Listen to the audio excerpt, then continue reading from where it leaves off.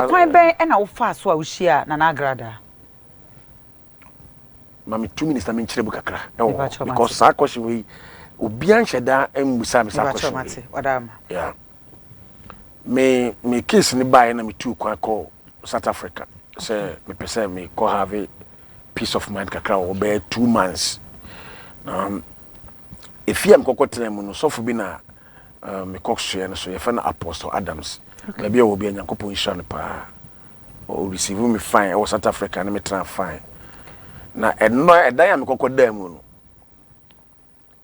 sa edan kokoda mu sa dan na mu na Agradaa so ne ba kokoda mu South Africa ho South Africa ho ebreben 2019 aso okay tianko inti sa dan mu na Agradaa so ne ba no omodem nti mikodu na nasofo ne ka kire me se emsa Agradaa ne ba bi enya adwene mu yale kakra. Okay, ne ba be ma na ye nyina okay. Yeah. Na nem se no fele if you say the way we see kale no se nkofo fi se wa ben na oba se be wonya problem. Nti wo de ne koma asofo no South Africa. That time na Agradaa e konfo no me je sofo. Oh, okay. No that so to you. Oh yeah. Okay. Wo de ne koma asofo no e wo South Africa. Okay. Nti sai da na sofo no e di receive Agradaa ne ba no. Sa the same da na mkokodem. Oh, okay. Na me na Agradaa gusu a case ni bae na wo yi ade no e wo pacho mi ntwa no eno na eda na o si Agradaa kodem no na odem no e hwa na nso kodem mesre mi bisaw na ye single room ampa ba akosim e na munyina amokoda ampa no so ana se dan ba akosingle room na munyina amo asema wo bisai ye pese ye hu ana se na ye 2 bedrooms ono di kan ko ya se na me ko nti na me ko de na omuni ho no omuni ho aha okay to me ka be si asem so kakra okay sure nti no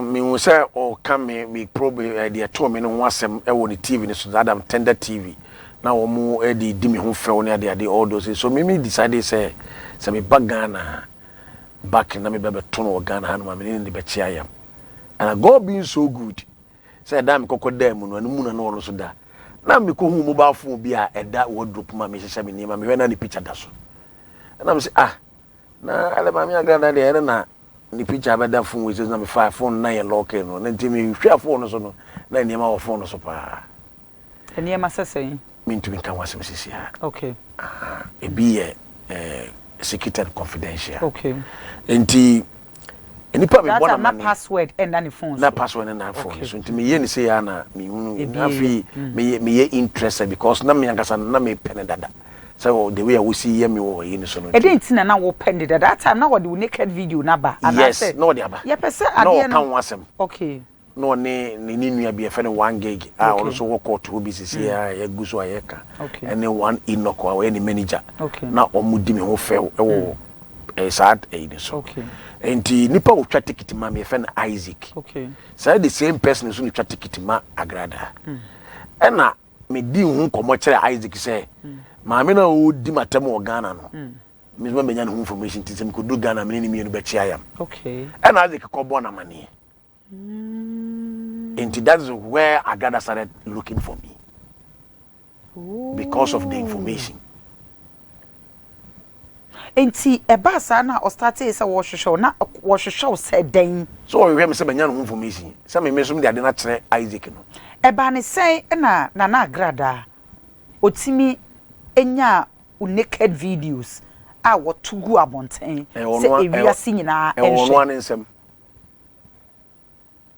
Eba ne sen so for a life experience eba ne sen because e bi obi ate obi nim kwan e fa so a sade ne baaye Agradaa nya me mpra okay Agradaa nya me nua ba okay me nim ni ba bia okay so e kwan of fa so nya e de won tumi an kan court de wa ka court an say wodi for but me de metete ye ne say e sofo bi na de say adwuma ne hye ne say born pa sa sofo no so won pese me boni di okay me pacho wadaroma edien so na beba wutirim se wako obi dem na wakwa akowura dan bi obi phone da ho wafa edi adwen na ba wutirim a e ma wodi wura phone nim ekohwehwe niema e woso because obi phone de I don't think senka wafa phone no e bia de akoma baby kura mo koso ya nipa no But then to the ma call the mama ye interested said no di ka come me ho asem. Okay. Nti me hu ni picture no kra said da phone so kra no many J pa. Okay.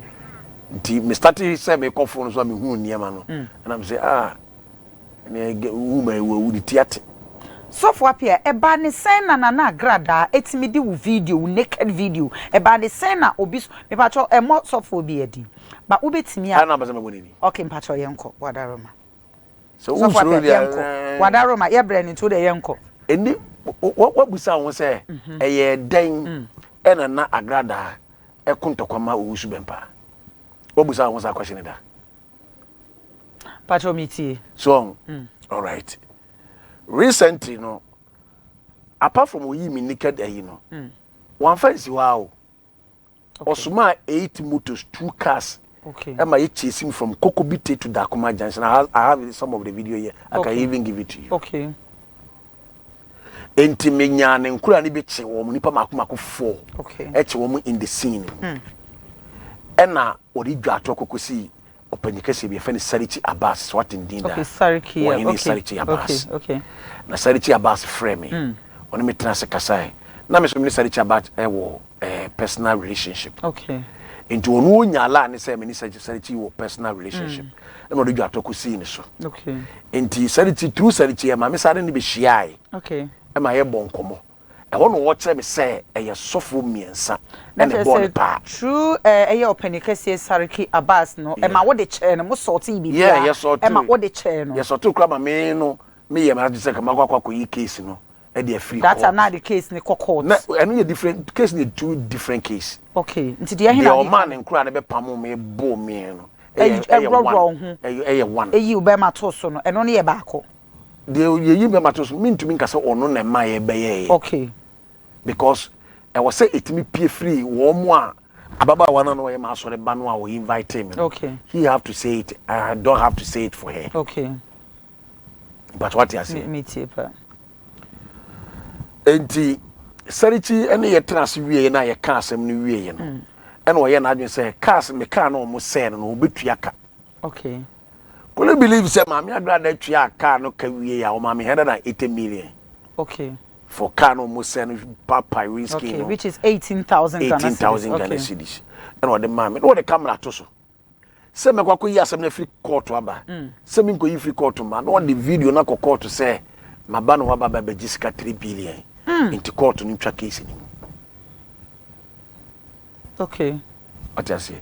The reason why into case we say men yem free court am fa mafie na say nyina. Oh. So I decided I say second one was abe pa che wo no. Mema court moma ka asem no.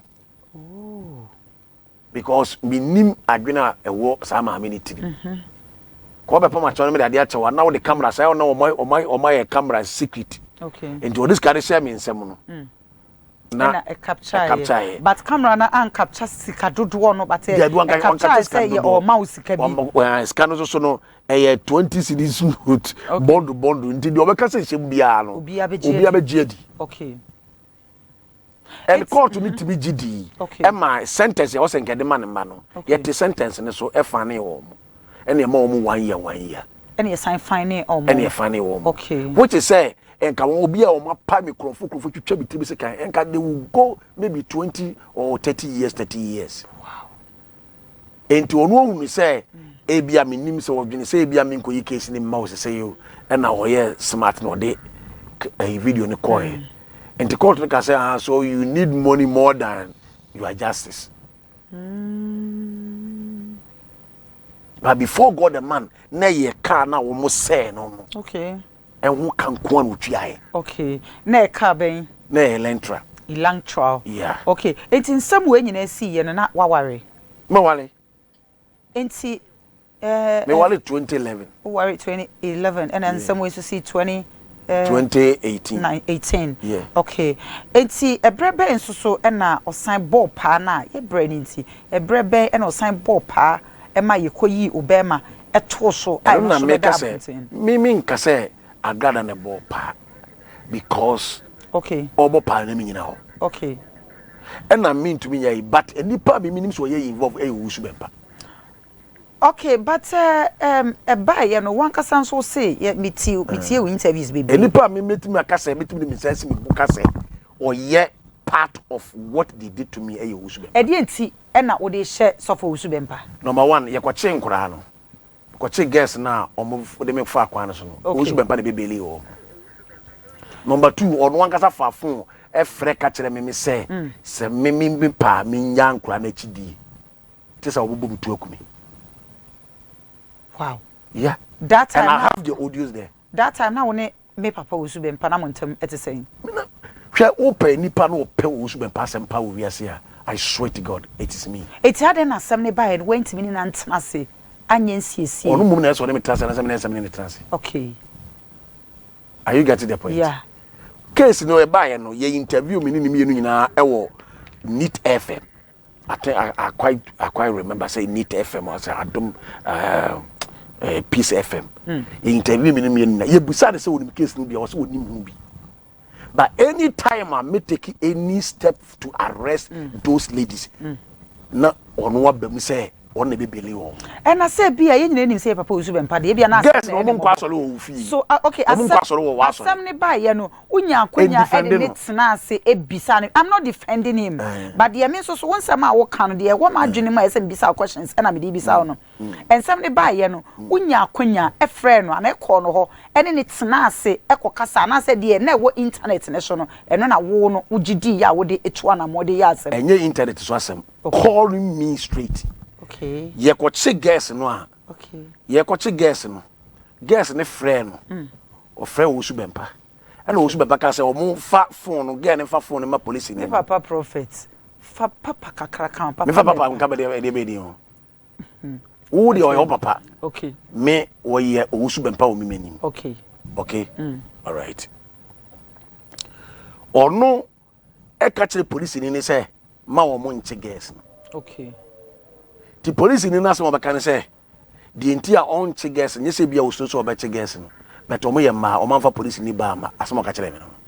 A denti and a wujina so a walk as a chinchina papa bempa any movie or in the name of Fred Wolfon so catcher will say Jai girls no or chow Jai one come pacho. Oh, but so be it me no workers about on campacho or in the name of Edia or Fred will catch we interest in this say also so say ye may and chiggers. Oh, okay. Once obi ho pasumdwe ana mami good nana obi ho asumdwe no pe beba mo ya mbetimi abeba oyema e maba wa no omunye wa asore ba okay omunye obusuani okay omunu monton bia ye nyina enim se papa ye okay omunu monton bia eye den na wo gigina mu se okay ye kwachi obi wo case ni mu a wo interfere say wo da oba be belin wo that time no wonso unim emaya no ewe hemfa emaya no me no mo wo sofo pambo asore oh okay enti asem kwa ba ye no wo kire say unim mo me papa pambo asore de an say wo kire say papa opambo ne papa bempa e na aye ba ko say sade ni sia na be ka no enti asem ba ye no people were even thinking say e wo pambo Ebenezer wow people were even thinking say e wo pambo Ebenezer na yes because of say be am free ni nchen. Okay, now so now me papa yes me na nantepen. Oh, okay. So now Opambo have to also do this. Opambo called the girls. And the girls told Opambo straight Opambo mema ko Opambo nima mo the video no mu nsem nyina ma kire me. Okay. Make a club here meet me kan one me said intia me said anya happy with me papa Opambo ne say you could have give me the video. Oh, okay. Because he videoed the girl. And the girl confessed those who send her over 50,000 Ghana cedis. Eh, papa, Opambo ma girls no. No, Opambo. Omo ne pa no. Okay. Okay. And he mentioned Usubempa name first. Ba onjin di se ebia na papa Opambo yes ano. Ebia na asumdwe. Me hu ni se ebia na asumdwe. Dabi Opambo de onya boni o. He have to defend himself. Wo say o video na de ye wo ya udi hu ya woni se wentimi amfa video ni maami ankyerɛw anase wan fa dabi o dabi o so de wa frame ya kodi fie but ebia na opasumdwe ebia na opese nsɛm ni nyina atutwa wo pasumdwe ti na wa fa atutwa say I need justice. Okay. I need justice. Okay. Justice for myself, justice for my family, justice for my children. Who didn't say my sister in school Maku 4. Oh, sorry. Because they omo the video no mo the send omo school. You say. And this time omo school omo ko no me nko obi. Okay. Because when they go to know me, people know me a lot in this country. And anytime be a me konkra nche bi omo unu say ebia enkra so mesi we omo papa ni no. Then and then omo the church omo I have to change the school. Asam ne ba sa na ye bo ye yi ube ma to abonten sen e na wo fa no. I decided to kill myself. Jesus. Yes, until saying Nyagopo in what it me. I decided to kill myself. Me share me man to any one night be. Na my yes me community to no to epu. I mean person me body will be before God the man. And that very night no and Nyagopo in what it said don't kill yourself. I'm not done with you. Enti no any shame in kunan as mama who den say me fight the case no till the last breath of my life and I'll be still fighting it. Me we Agradaa we kra no unim say hwe mama fa kwanya we say so nka bi kakra nkyere o man Ghana. Okay. Because I believe some people are listening. Yeah. Yes, three policy for. We should help ourselves and do the right thing. Okay. No matter how the person is. Because case, may report only the very day no assembly see and then may report to case in Israel. Tantra Israel. Okay. Yellow House, one case ni see. Okay. May report to case Emma me say 2 weeks ye sinihwehwe guess is ayen wo mo. Wow. Te me hu ya na say guess no ye interview wo mo e wo Neat FM. Really? Ena me ba Tesano. Eno ne ben a Peace FM. Yeah. And I'm being me be logic case ho. And I'm koche guess and ba no mkoje docket ni free Israel be kan ho. Me one am tell say mami tiwa that one na ye CID boss. Okay, mami tiwa police. Okay. CID boss then time. 2019 he was the CID boss. I requested docket and say we need docket. So the police they called me and on the docket na a free Israel. Docket ya a free friend say Tesano Ekabu. Guess no omu dwane no minim girl no waba me nche wo me fie several enti minim phone no wisu enti minya phone no fai e de kokoma police phone no e ma wo mu nim wo mu a na girl ne wo mu communicate that time e mo de docket ne brama mitiwa could you believe say me no tu akasa je sia no o mo se docket na ira jeez yes. It's not just say it up to now guess na your court na Agradaa no show and they have gone to court but girl no the main victim no docket no ayra na say ebi susu a we dey misre me kan ebi na nye na Agradaa nso so e show woni TV so a e ka ebi ankasem no so e ba abonten kra anka achirisa. Yes, but I was a main victim so you have to face the law. And a whole police national headquarters and young chen getting TV. Now we catch him say docket and the exhibit ayra. Wow. Oba ombe fiaba. It's a basan what's I report beam what do my report to twice. Am I a guess ni about twice. Yes, say docket no ayra. Jesus. Before God the man. Enti na chese say no person chese penifo ni bi and I say o ma ye no foolish case ana. Obi at no get ayira how the one ever court. Because they think say if the girls go to court wa one more subo girl ni pa no be nya problem. Enti omo solo a docket no ba obefe. It's not just hope so chess and pennyphobia no mon sashashasi. Oh yes, say according to Gano, say one more back for the but the main my shemu e wo su bampa. As say neno hope so dey asem chichire me kon. E wa ha. In fact me that part of my two bomb na ma. Say me so papa no. But Say me can usubempa so usubempa for doors na usubempa kura be kanazem. Usubempa for doors. Ai, inti usubempa kura. Social media guy bi wo ho e fa na usubempa. Ya waso for kura mu de usubempa kura bebre. Aha, so me ni inti relax okay. Mami good, bremo kakra na yentwa ye ho embra.